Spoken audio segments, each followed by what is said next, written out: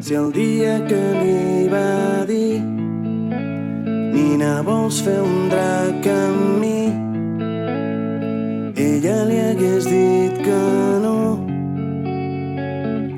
però li va dir que sí. Bé, bona tarda a tots. Gràcies per venir amb aquesta pluja que serà benvinguda per la terra, tot sigui valgui per alguna cosa.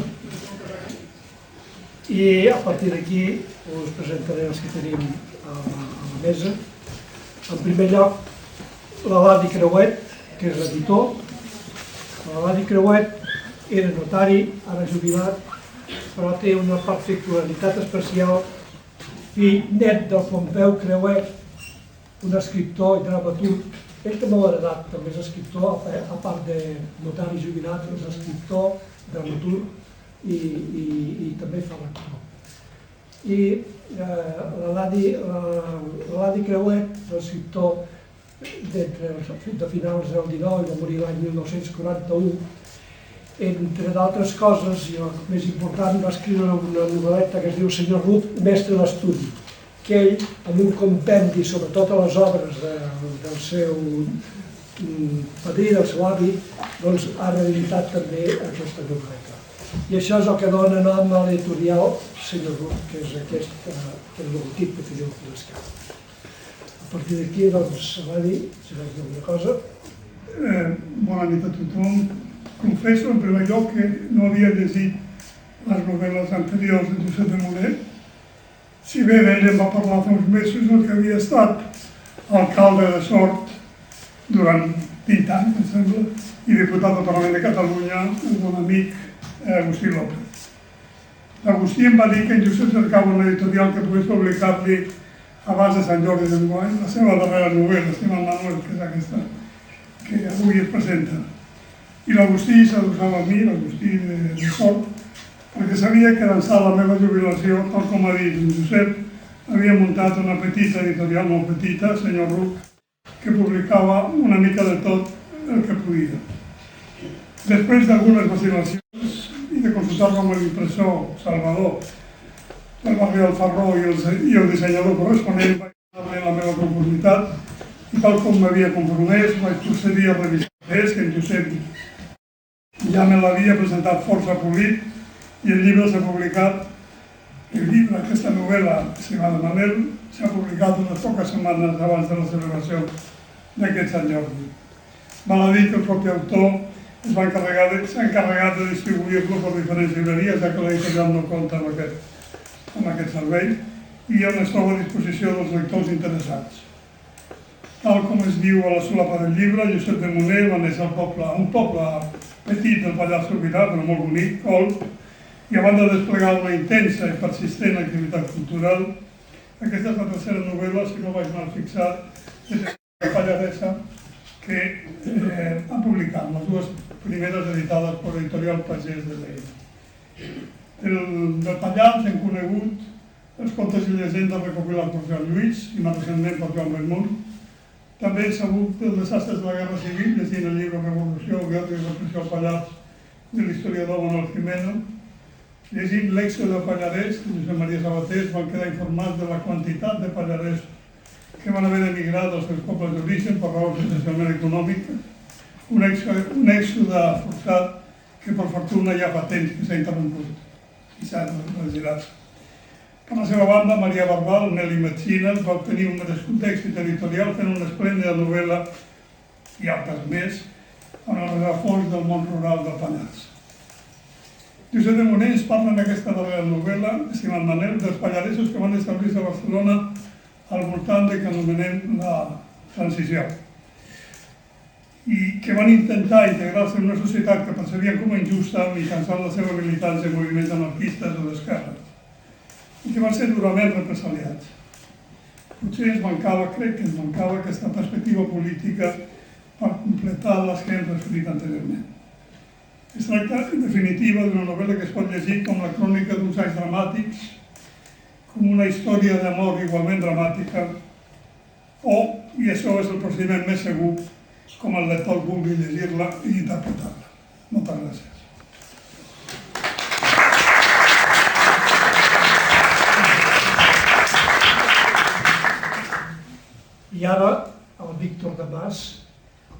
servei seu ja la presentació de l'altra novel·la Maria Garré Pau, Qui va estar. És un pallarès d'adopció, casat amb una noia del poble que està a 1 quilòmetre i mig del meu Olot. És un poble que es diu Castellviny, un poble que té 2 cases. I una església. I una església romànica que l'Ajuntament de Sort restaurarà properament. Bé, és un home que entén molt de lletres, un gran filòleg, que ja em van treballar amb les altres 2 novel·les i que amb aquesta ha fet una tasca molt especial. Ara fa un any, cada setmana m'enviava un resum de les correccions que pensava que hauríem de fer i així ho vam anar treballant i d'aquí n'ha sortit aquesta història, Estimat Manel, un títol que ja ho veureu després i ja ho parlarem. És una novel·la que hi ha moltes cartes i hi ha moltes que comencen amb aquesta paràbola. No sé, a part d'aquí, després ja en parlaré més, però Víctor, com vulguis. Doncs ja ho ocuparé un trosset, perquè no soc el protagonista, però m'han convidat a parlar-ne, és a dir, que en parlaré. Començaré amb una evidència, perquè així puc anar pujant cada nit al final, i és que ens hem trobat aquí per la novel·la de Josep, però no és ni una novel·la, ni és la novel·la, és l'última novel·la. És un matís, però té la seva importància perquè remet a la continuïtat. També una certa tossuderia, però em sembla que de la tossuderia no en podrem treure tall. Però de la continuïtat jo penso que sí, encara el podem utilitzar després. Bé, sigui com sigui, és un llibre. Aleshores, un llibre és un estímul i sabem que els estímuls els donem respostes. Ara bé, no estem parlant de la natura, estem parlant de la cultura i per tant les respostes que donem a aquest estímul, o a l'estímul llibre, és diversissíssim. Això no estem parlant de l'estímul signe que estudien els etòlegs, que dius, mira, la resposta estarà pautada, fixa, repetida, no canvia mai. No, aquí és un estímul que pertany a l'àmbit de la cultura i per tant les respostes seran variadíssimes. És a dir, tots nosaltres o hem estat o som o serem lectors d'Estimat Manel i la nostra resposta en forma d'interès, del que sigui, serà sempre diferent. Ho fem en tot, és a dir, davant de qualsevol estímul, tots nosaltres reaccionem de maneres diametralment oposades, moltes vegades perquè es tracta de coses subjectives. Diu, m'agraden aquestes faldilles, no m'agrada aquella pintura. I un altre dirà exactament el contrari. Però és que fins i tot amb informacions que són objectives del tot, ens passa exactament el mateix. Avui, per exemple, està plovent i, no sé, pot haver produït aquesta mena de diàleg, no? Diu, no estenguis la roba que ha dit la Gemma Puig, aquella noia de Berga que ara surt per comptes del Molina, que ploria de dent a avall. I l'altre diu, no, que ha dit que el front no passaria fins demà al vespre. Hem vist el mateix pronòstic, idèntic. I resulta que pel que sigui, per la miríada de coses que actuen damunt nostre, hem entès una cosa o una altra i hem reaccionat, hem donat una resposta a una altra. Doncs si això és així, amb coses tan banals, però a vegades tan objectives i que haurien de ser tan irrefutables, amb una novel·la com a estímul literari, doncs les respostes lectores, tantes com lectors possiblement. Vull dir amb això que, com que tots acabarem sent lectors o hem estat lectors d'Estimat Manel, hi haurà, doncs, què sé jo, qui s'haurà interessat o l'hauran inquietat o l'hauran seduït, doncs no sé, potser els personatges, perquè n'hi haurà uns que trobarà que són personatges enormement coherents, sòlids, d'una ideologia incorruptible, etc., i que contrasten amb d'altres que potser són més volubles o que són més contradictoris, i això li pot generar un cert interès o el que sigui. Un altre potser s'interessarà per certes anècdotes, per certes circumstàncies, fins i tot entre la població masculina igual algú somriu perquè rememora quan feia el soldat i diu, hòstia, ja no me'n recordava d'això. Pot passar qualsevol cosa, però com que soc jo qui presento, us diré a mi què és la resposta que em genera i què és el que m'inquieta, el que m'interessa i allò de què puc treure alguna lliçó que a mi em faci goig. Aleshores, a mi la part o l'aspecte que m'interessa més de la novel·la és la novel·la entesa com a crònica. No en totes les novel·les, en aquesta novel·la. És a dir, en aquesta novel·la a mi m'interessa la part que conté de crònica. Tampoc no he anat tan desencaminat perquè al capdavall d'una novel·la, si es mouen els paràmetres del realisme, és una crònica més o menys amanida de la imaginació que li vulguem posar. Tu agafes un fons històric, vas posar imaginació més o menys a raig i et surt una novel·la. Bé, això no és tan fàcil, ell ho sap, però sortiria, diguem. I aleshores a mi l'estimat Manel m'interessa com a exercici de la memòria. La memòria és aquella potència de l'ànima que ens permet recordar. I aleshores aquí vull recuperar allò que he dit abans de la continuïtat. La novel·la anterior, Maria Guerra i Pau, tenia com a fons, però com a tema també, la guerra i la postguerra. I ara tenim Estimat Manel, que té com a fons i com a tema també la tardo-postguerra i la transició. I dic transició i m'aturo aquí. És a dir, jo soc capaç de dir transició, soc capaç també de dir democràtica, però no em veig en cor de lligar-ho aplicant-ho segons a quin àmbit en un sol sintagma. Perquè una transició, perquè fos democràtica, hauria de ser la transició cap a la democràcia plena, de debò, autèntica, etc. I per tant, quan vull posar-ho tot en un mateix sintagma i aplicar-ho segons quin subjecte, se'm trava la llengua. Per tant, jo quan parlo de transició en parlaré com d'un període històric, sense cap mena d'implicació afegida, que normalment s'hi posa ja una dimensió gairebé moral i transcendent. No, és un període històric, que agafa uns anys i que solem, si diuen, digues un any, 78, per dir alguna cosa, no? Doncs en aquest sentit ho diré. Aleshores, vull dir per això que les dues últimes novel·les del Josep segueixen aquest continuum temporal, històric, que arrenca amb la guerra i arriba fins, en aquest cas, fins a la tardo-postguerra i aquests anys que n'han dit de transició. Aleshores, jo mirant la platea, doncs veig que aquí tots nosaltres hem estat testimonis d'un o de més d'un d'aquests períodes que conformen aquesta bestiesa d'anys, del 36 al 78. Alguns de més d'un període i d'altres només d'un. Els testimonis de la guerra, lamentablement, estan marxant tots ja. Aquests són els nascuts a finals dels anys 20, molt a començament del 30, i per tant aquests pobrets ja ens van deixar. Però testimonis de la postguerra, d'aquests encara n'hi ha. És a dir, tots els que sou aquí i vau néixer abans del 52, encara vau tenir cartilla de racionament. Per tant, sou postguerra pura, del tot. D'aquests n'hi ha. Però després, els que venim després, és a dir, el baby boom, 55, 60, dècada dels 60, aquests han estat testimonis de la postguerra, testimonis, no és que hagin estat testimonis, que l'hem viscuda, la recordem perfectíssimament, recordem el xampany que vam obrir aquell dia, etc. Són testimonis. I aleshores, després, així que avancem, els tocatardans del baby boom, aquests ja, clar, si algú nascut al 78, aquest pobret, la primera meitat dels 70 ja no pot exercir aquest testimoniatge. Però tots els que som aquí, que som una multitud, sí que som testimonis, cadascú individual, testimoni de la seva part, però en conjunt som memòria col·lectiva, és a dir, cadascú de nosaltres és la seva memòria, la individual, però entre tots conformem aquesta memòria col·lectiva. I crec, honradament, ho dic de debò, que hem de llegar aquesta memòria. És a dir, crec que és un imperatiu moral que nosaltres fem arribar aquesta memòria a tots aquells que no n'han pogut participar. Segurament no faltarà l'ànima de Kanti que dirà, però això és adoctrinar. Sí, clar, naturalment, perquè si no els adoctrines tu, te'ls adoctrinen contra tu. Per tant, sí, i a més, què és la cultura si no una visió determinada? Doncs nosaltres tenim l'obligació de transmetre la nostra visió de la història a aquests que dèiem, els 78 en endavant, perquè sàpiguen el què.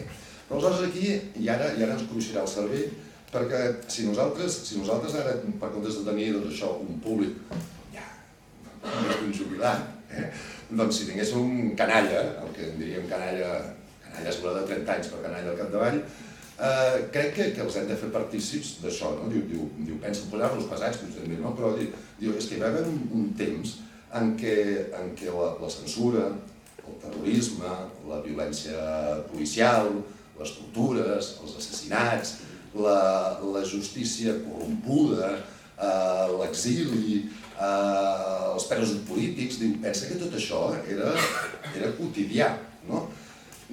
I ja alguna cosa, jo suposo que ens està passant a tots, perquè dius, aquest hipotètic públic, format pels millennials de la generació I, pels centennials de la generació Z, pels últims incorporats a aquesta generació alfa, que ja no sé pas ni què són. Diu, però clar, tota aquesta gent diu, però ja, i ben sonat, diu, tu m'estàs parlant aquí com si això fos l'alta edat mitjana o el paleolític superior. Diu, i tot això jo ho conec, no? És a dir, durant molt temps hem viscut una mena de ficció, per això que aquell parèntesi de la transició, hem viscut una mena de ficció que diu, no, tot això és com si ho poguéssim explicar en pretèrit. No, de pretèrit res, hem d'explicar en present continu, com si fóssim francesos. Per tant, aquesta generació quedaria una mica perplexa en sentir aquestes explicacions, si voleu, deixeu-me explicacions nostres, no? Direm, no, alguna cosa no em quadra. Però és que nosaltres mateixos, sense pertànyer a aquestes generacions insultantment joves, penso que també, llegint Estimat Manel, també tenim aquesta perplexitat.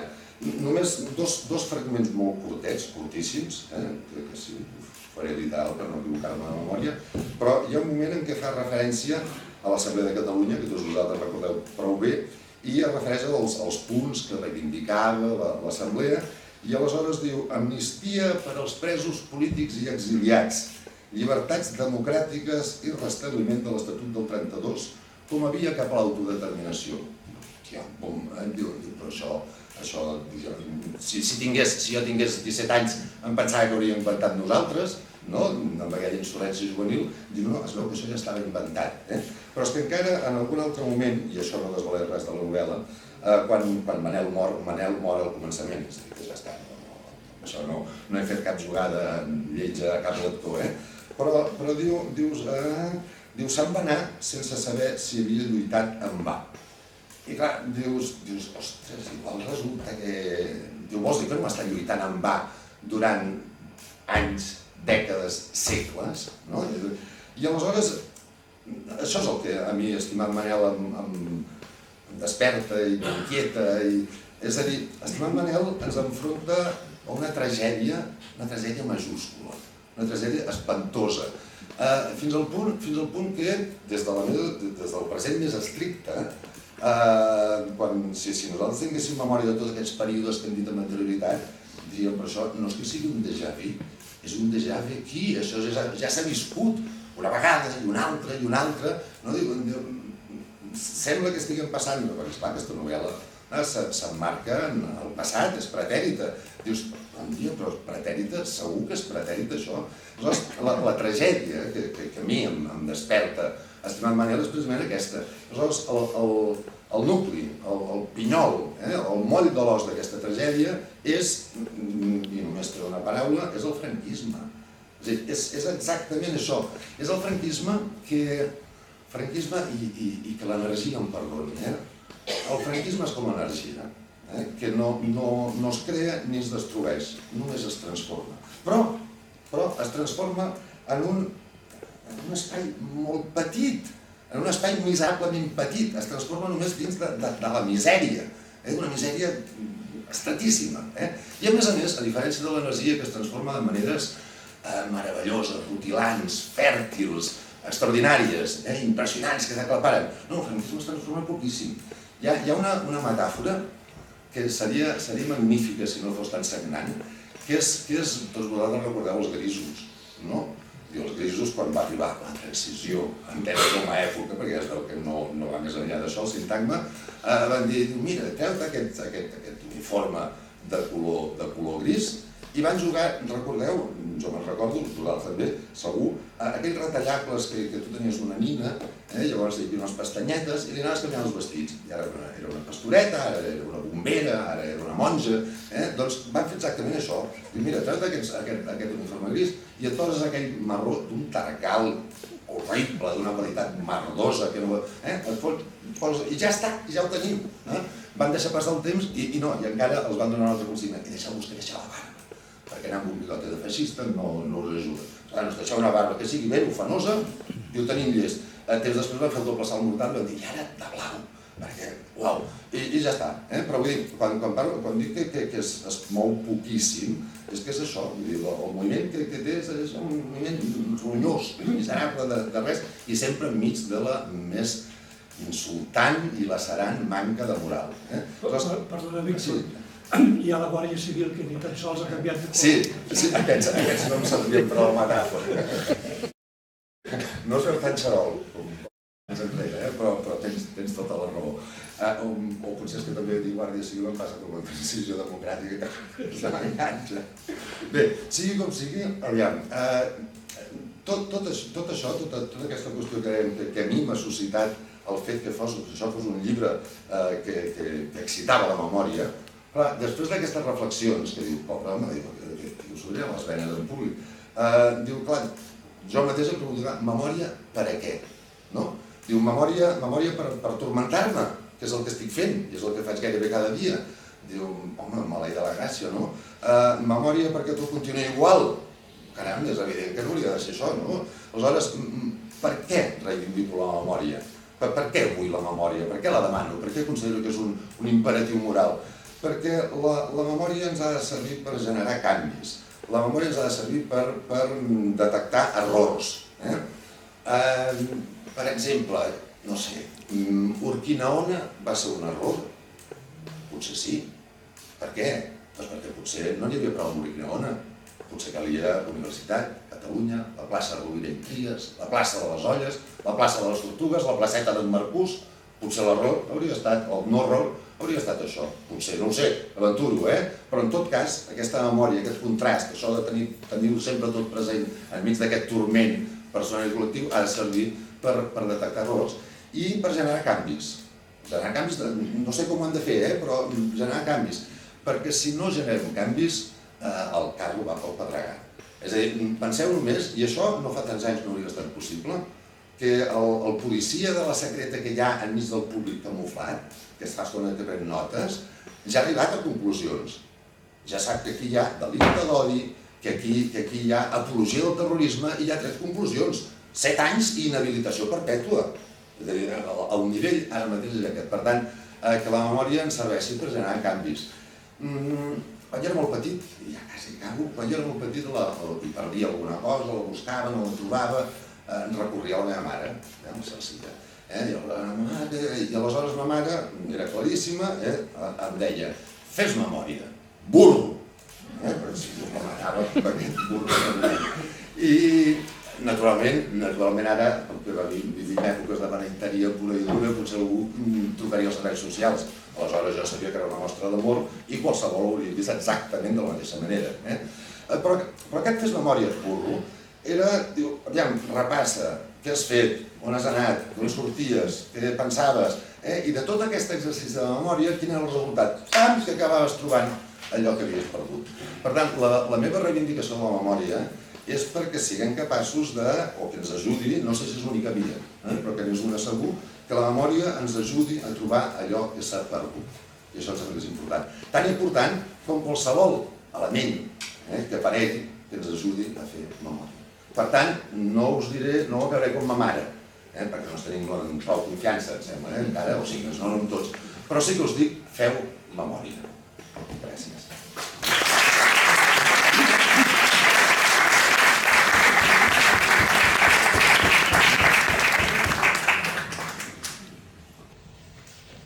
Em passa com l'altra vegada, després d'aquesta classe magistral, m'agafen ganes de parlar de la novel·la i vaig acabar fent un spoiler. Aquesta vegada no seria molt...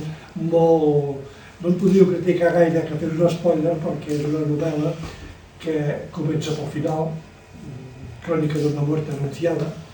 El primer paràgraf maten el Manel, no el Manel, diu el dia que van matar el Manel. I a partir d'aquí doncs és tota una història d'anar endavant i endarrere, endavant i endarrere, amb un prefaci on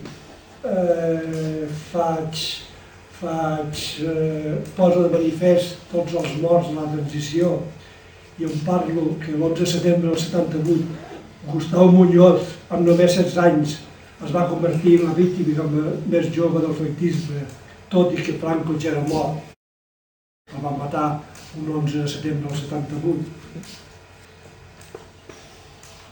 I després dic, a les manifestacions de protesta al carrer durant l'anomenada transició van morir 40 ciutadans de tot l'estat.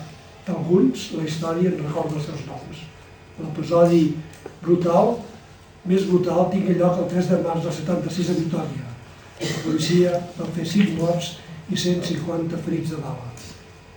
El nostre Manel és ficció, tampoc passarà a la història, però les històries que hi surten sí que són veritat. No deixen de ser una història de la història. Després, els agraïments, apareixen totes les persones, hi apareixen 3 que van ser presoners polítics i que em van inspirar la segona part del llibre, la de la Cecília, que es passa 4 anys a la presó, i d'aquí totes les cartes amb el Manel i l'estimat Manel, i també les que llegeix quan mor. I el moment, jo això no parlaré més endavant. Bé, en el fons, la novel·la és una economia. Com es gesta una novel·la? Ara fa 6 anys, en aquest mateix mes, ens vam trobar aquí per presentar-nos Maria Guerra i Pau. Aquella nena que en primera persona explicava la seva vida des dels seus 9 anys al poblet d'Estaron, a les Valls d'Àneu, amb un pare enamorat de les seves filles, de la seva dona Remei i sobretot d'una altra que també tenia nom de dona, la República. Com passa el temps. Tots ja som 6 anys més grans. El pare de la Maria el van matar a la guerra i amb tot això ella va anar a parar a Olp a fer de mosseta i comença una vida nova sense pare, sense saber de la mare i sense les seves germanes bessones. Però a la novel·la, amb la Maria com a protagonista i narradora al mateix temps, hi ha moltes coses que al lector li quedaven per escatir. Quan l'any 1951 i ja a Barcelona de la vaga a les tramvies, es troba per casualitat, fugint de la Guàrdia Civil, aquella que també anava de Colobert, amb el seu amic Quim, el seu amic que havia fet a Olp. I en aquell moment, en aquella trobada en una terrassa al costat de la Pedrera, hi ha una espècie, si no la visiti, si la visiti podeu recordar, una espècie d'opereta de teatre entre 2 persones, amb el qual el Quim explica al lector totes les coses que la Maria, com a narradora i protagonista, no podia explicar. Però jo no volia que la novel·la fos la meitat pallaresa i la meitat de Barcelona. Així que potser va quedar una mica capçades les conseqüències dels abusos sexuals perpetrats al Quim o perquè la Remei, la mare de la Maria, va tenir les filles abandonades durant 4 anys. Estimat Manel neix amb la intenció de continuar Maria Guerra i Pau, com si la volgués convertir en una saga. Però aquí va quedar encallada.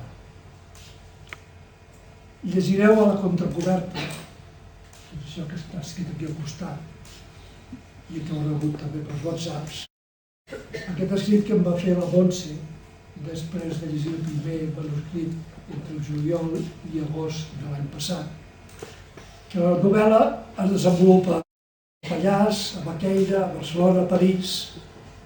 Doncs la part de París i el nou retrobament entre el Quim, ara militant clandestí i exiliat del Front Nacional de Catalunya, i la Maria els porta a reflexionar sobre el seu passat i afegir noves i diferents intensitats emocionals i psicològiques.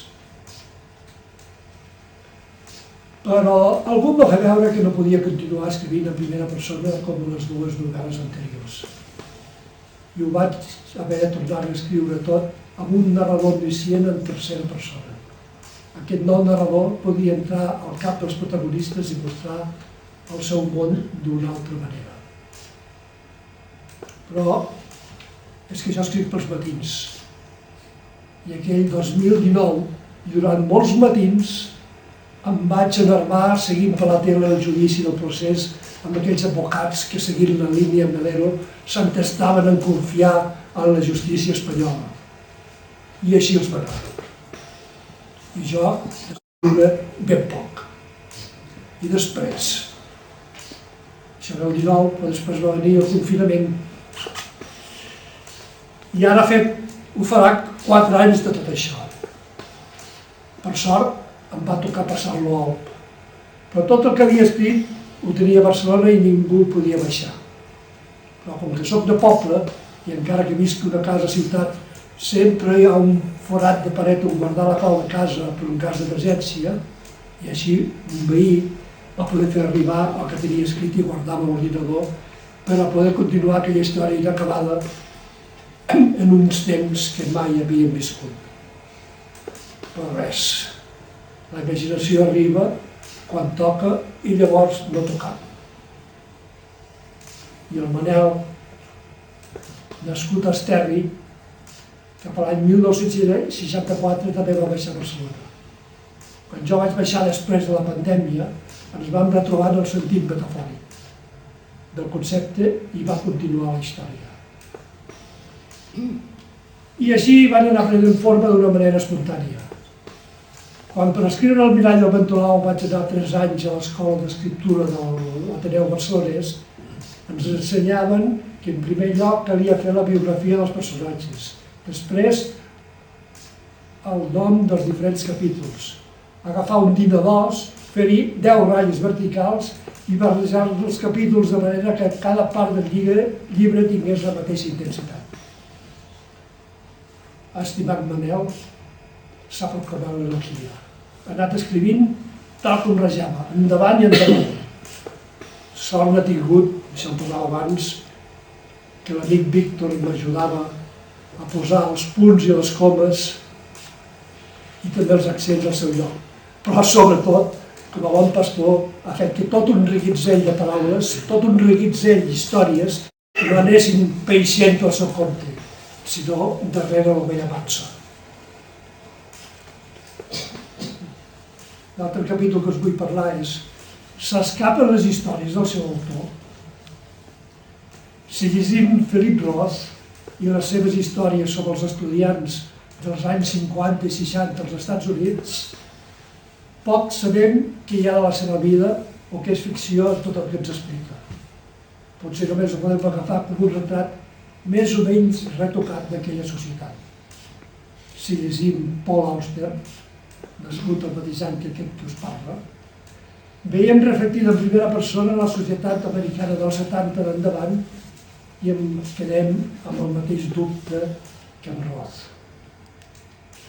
Fins i tot si llegim el gran best-seller català del moment, que és L'escalça del sol de la Regina Rodríguez, poc sabem si totes aquelles vicissituds com a cuidadora del nen nord-anyau diuen que la gent és rica, culta, lliure, desvetllada i feliç, que hi ha de veritat i que hi ha de ficció.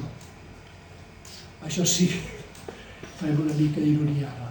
Una noia nascuda a Puigcerdà hauria de saber que els seus pares a la ficció, que tenen un restaurant a Bellver, no poden collir tomàquets al mes de juny, quan a muntanya venen a finals de juliol i a l'agost, i que els llosats estan fent de llosa, de pissarra, no de teules de color negre, com diu ella. Vaja, que qualsevol obra, sigui quina sigui, mai s'escapa del seu autor, de les seves vivències i experiències internes. I aquestes tenen vida representades en diferents personatges. Així els hi podem donar la possibilitat de ser reconegudes, desvelades, fantasiejades. I els que no coneixeu podeu preguntar-vos què hi ha de pa i què hi ha de pernil en tot el que li passa al Manel, per posar un exemple. Escriure, una teràpia personal. Al prefaci del llibre, que abans us anomenava, dic que escriure una novel·la, fer ficció, és una teràpia personal. És inventar-se uns personatges per posar-te tu a dins. El bo de la ficció és que no cal que siguis tu tal com ets, Pots mostrar l'ànima del que voldries ser i no has estat.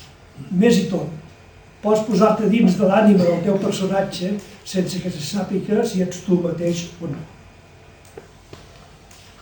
A la vida, diu el tòpic, s'ha de tenir un fill, plantar un arbre i escriure un llibre. Jo he complert per triplicar. Potser una mica més i tot, si teniu en compte la versió pallaresa de Maria Guerra i Pau, que va sortir fa un parell d'anys. I d'arbres n'he plantat més de 3. I de fills també en tenia 3, però em falta un. El vaig perdre ja fa més de 20 anys, quan en tenia 30. I aquí la meva teràpia. La primera novel·la, El mirall de Ventolau, el vaig fer reviure i narrat en primera persona a l'edat que tindria quan jo l'escrivia.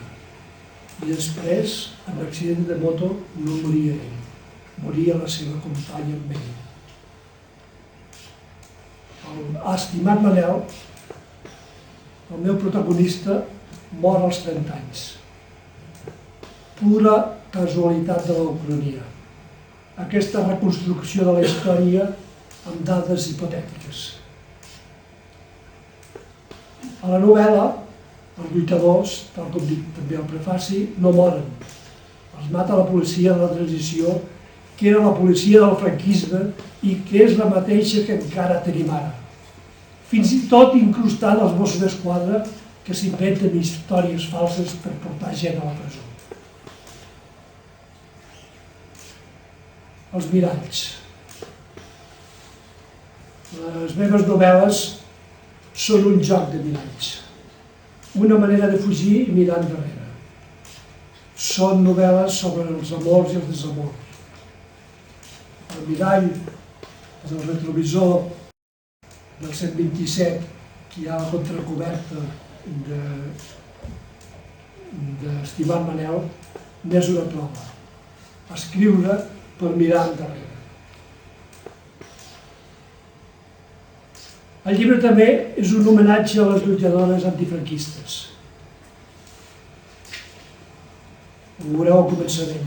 La Cecília, l'acompanya també aneuenca del Manel, es passa gairebé 4 anys a la presó. S'han explicat epopeies de les presons masculines i les heroïcitats dels seus protagonistes. Es trencaven les cadenes de la censura i a la més negra clandestinitat es divulgaven les accions i sofriments protagonitzats per homes lluitadors. Només de tant en tant s'escrivia sobre les heroïcitats de les dones lluitadores. Això no podia continuar així. Calia enaltir la lluita de les dones, encara que n'hi hagués hagut menys que d'homes. El Manel i la Cecília militaven a la Lliga Comunista Revolucionària. A la ESR, el 28% eren dones, totes lluitadores per la llibertat. He volgut afegir-me així a totes les publicacions que surten avui en dia per enaltir-les. La Remei, la mare de la Mercè, de la Maria. Estimat Manel és una novel·la on el Pallarès, com en els meus altres llibres, i té un gran, com a dialecte de la terra, i té un gran paper. El Manel, quan l'any 1964 arriba a Barcelona per estudiar arquitectura, parla en pallarès amb la seva cosina Maria. El Manel també parla quan coneix la Cecília i reconeix que és pallaresa de dalt quan demana en una discoteca on anava a lligar un cafè amb llet. Quan sent això del llet li pregunta: tu d'on ets? I ella, que va baixar de petita a Barcelona, deia: jo de Barcelona. Diu: no, em sembla que no. I descobreix que era d'Esterri i que s'havien conegut també de petits allà dalt. El Quim i la Maria ja porten molt més temps a Barcelona i ja no parlen entre ells pallarès. La Remei, la mare de la Maria, encara té tota l'ànima i la parla pallaresa. I ara, si em permeteu, us en posaré un exemple. Tothom ha de conèixer permeto, com us deia abans, a la Remei fer tot un monòleg per expressar tot el que havia patit aquells 4 anys sense la seva filla Maria i els altres. Tothom ha de conèixer la brutalitat del bàndol guanyador, va continuar pensant a Remei en veu alta. Tothom ha de saber qui va provocar un autèntic desastre matant persones honrades que creïen amb les seus ideals. Maria, ara saps més coses de la teua mare. Maria, no et pots imaginar el que vaig patir al costat d'aquell malparit falangista que es diu Pau. No us podeu imaginar com us enyorava durant aquells 3 i pico anys que no us vaig veure, per més que el Bernat, el falangista d'Estaron, em donés notícies vostres. Però jo estava ficada en una roba. No volia que portessin la meva germana i els teus cosins a l'Aragó a patir fred i gana, i sense saber si tornaríem. I aquella mateixa roda em va passar pel damunt. I quina alegria quan Pau, amb el cotxe ple de merda, va baixar costes avall. Maria, mai hem tingut collons, la Remei va fer el senyal de la creu, de parlar de tot això. Maria, les llàgrimes li baixaven cada avall. No sé si vull saber de qui va ser la idea i mai més veuré a Pepito per donar-li les gràcies. Per donar-li les gràcies de fer servir el cotxe del Pau de carro de merda, quan la merda només la portaven amb cartres de molt de rucs. Maria, te les dono ara a tu. Te les dono a tu perquè res més vam saber del teu amic Pepito. Del Pepito que a Estaron anava a estudi amb tu i que aquella festa major del 41 et va fer ballar i et va explicar tot el que volies saber d'això. Bé, només una pinzellada del Pallarès, hi ha una pinzellada que espero que us agradarà, que és el moment emotiu en què enterren el Manel, però com que el Manel mor al començament i la novel·la va amunt i avall, aquest enterrament no és fins al final. I després, doncs, totes les cartes, la vida a la presó, de la Cecília, primer a la Trinitat, després a Alcalà, al costat de Madrid, totes les visites, Manel escolta el 127 per anar-la a veure allà, tot el que va passar, tota la militància antifranquista, totes les històries de la DSR, la Lliga Comunista Revolucionària, totes les tendències, tot l'estar contra l'Assemblea de Catalunya. Bé, en definitiva, una història que tenia ganes de reflectir i amb aquesta aventura vaig posar. Gràcies.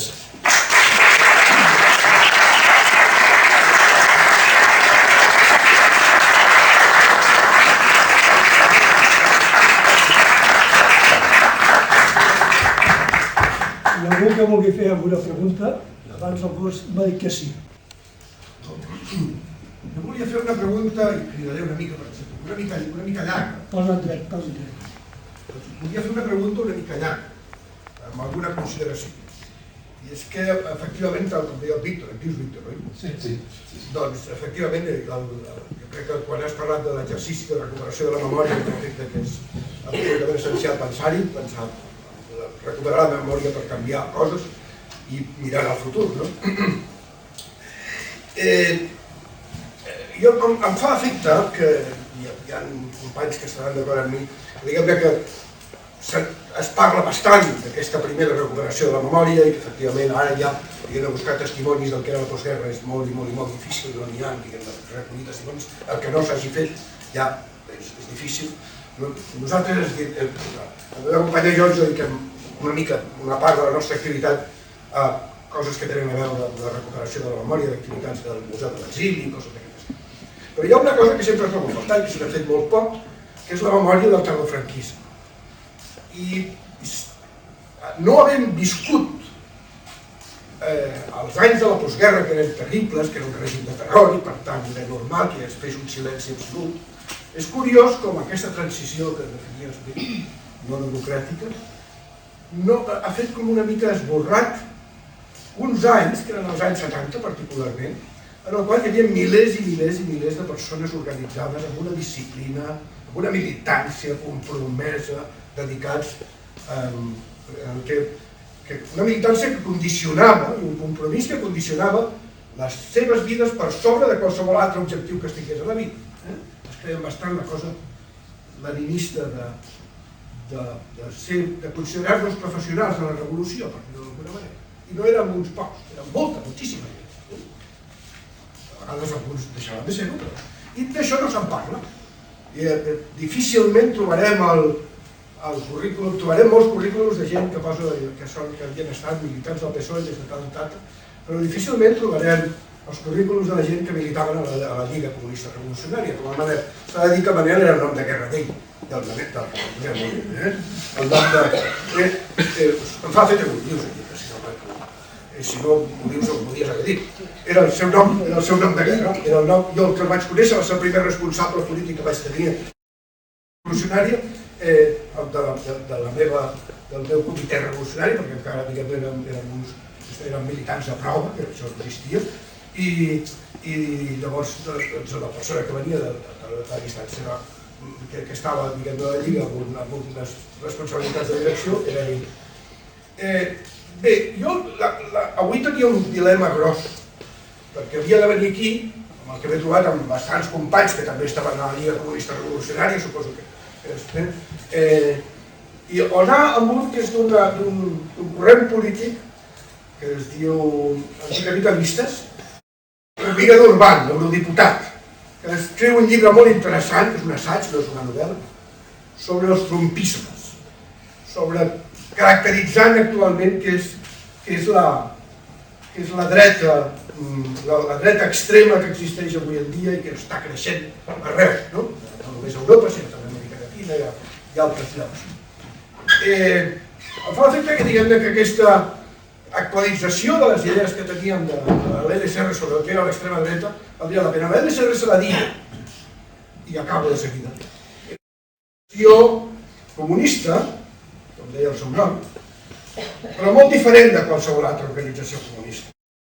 L'acció antiautoritària total es practicava en el qual el discrepant era una persona respectada, era una organització culta.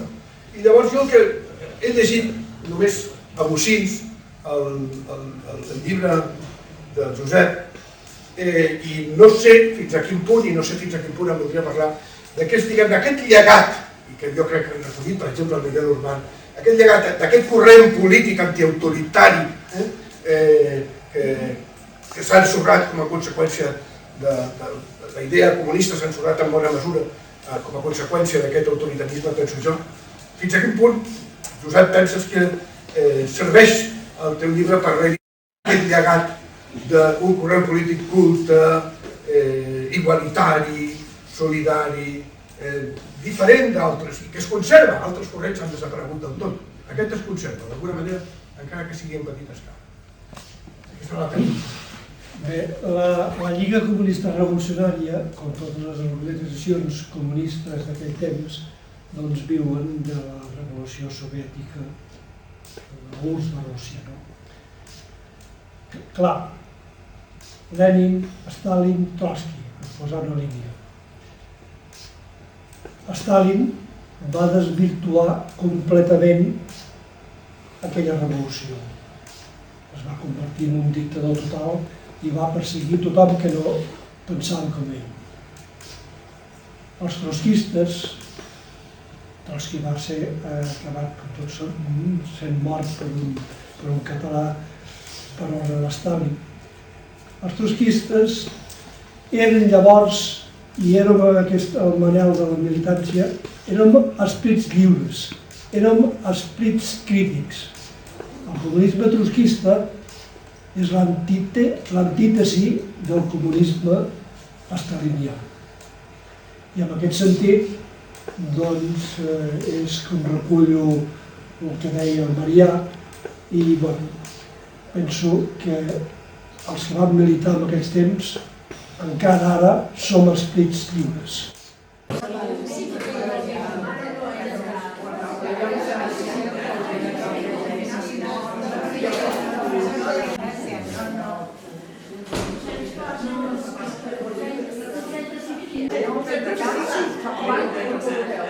On han dit que feien el... Aquí darrere hi ha una sala i hi havia cables.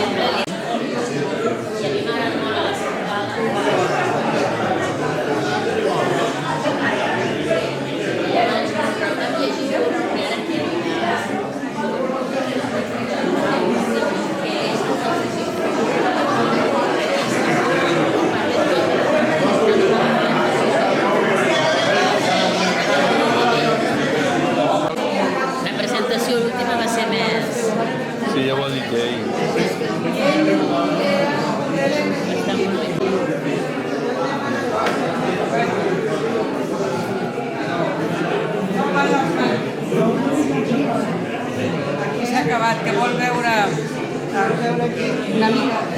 Però que encara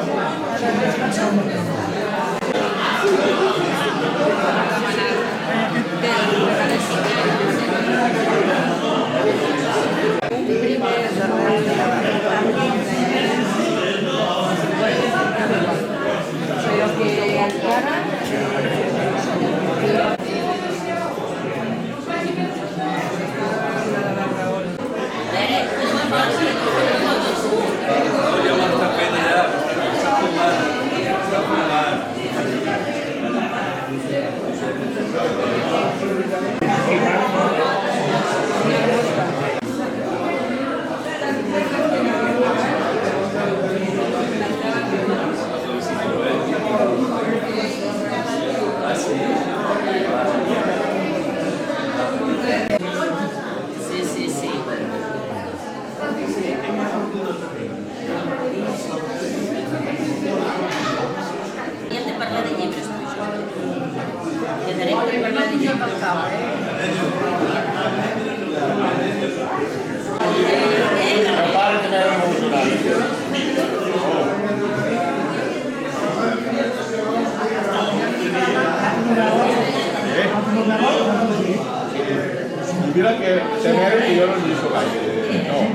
Sí, sí, me la vaig llegir potser 2 vegades i...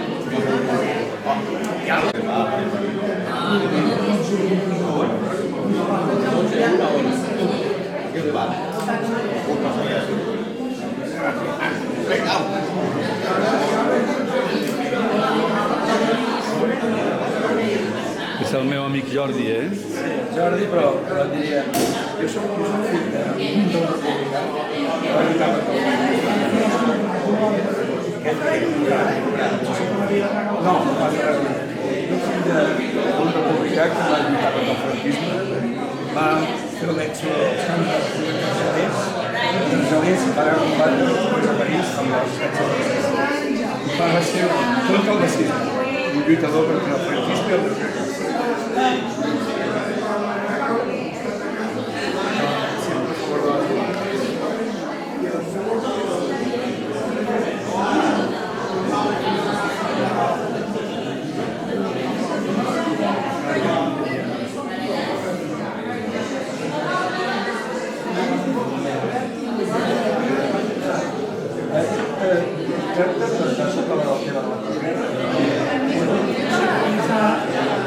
Aquest comença el 36 fins al 51.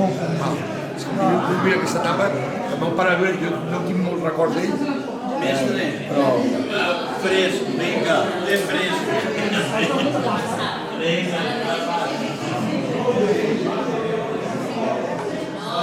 Hola, Norm. Des del dia que el referèndum, l'1 d'octubre, em va tocar... Quina emoció.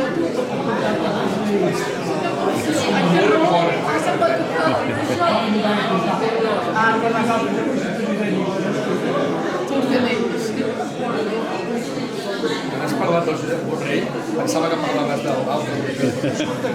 Sí, jo he pensat també. Jo també. S'ho ben retratat? També. Escolta, però alguna parell sort que a l'altre Josep Borrell. Els cops està casada, està una neboda Aquí, dos persones entranyables, per mi que eren... He vist aquí dos persones entranyables, per mi que eren el Salvador Sius i el seu professor de la facultat de Pedra. Allà a terra. I jo que som 40 anys. Sí, no, ja és...